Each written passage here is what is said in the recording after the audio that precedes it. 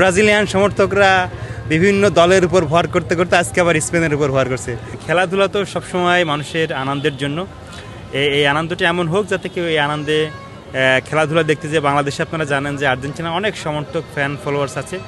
আমি নিজেও একজন আর্জেন্টিনার সমর্থক, কিন্তু বলবো যে খেলার ভিতরেই সীমাবদ্ধ রাখা উচিত। এখানে কোনো প্রকার উচ্ছৃঙ্খলা বা উদযাপন করতে যে কারো যাতে ব্যাঘাত না ঘটে, কারোর যাতে চলাফেরা বা রাস্তাঘাটে এমন কোনো পরিবেশ পরিস্থিতি তৈরি না হয় যেন আর একজনের বিরক্তির কারণ আমরা হই। সবাই আমরা খেলাটা উপভোগ করব, আনন্দ করব, আর্জেন্টিনার জন্য শুভকামনা করতে পারি। দেখুন, এবার অনেক কল্পনার অবসান হয়েছে, কিন্তু আমরা মনে করছি এবার বিশ্বকাপে আর্জেন্টিনা একটা অপ্রতিরোধ্য টিম এবং মেসি তার জীবনের যে স্বর্ণালী সময় থাকে সেই সময় পার করছেন।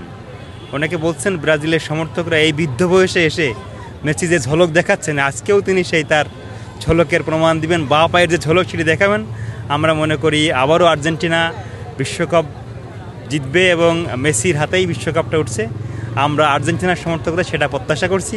অবশ্য ব্রাজিলিয়ান সমর্থকরা বিভিন্ন দলের উপর ভর করতে করতে আজকে আবার স্পেনের উপর ভর করছে।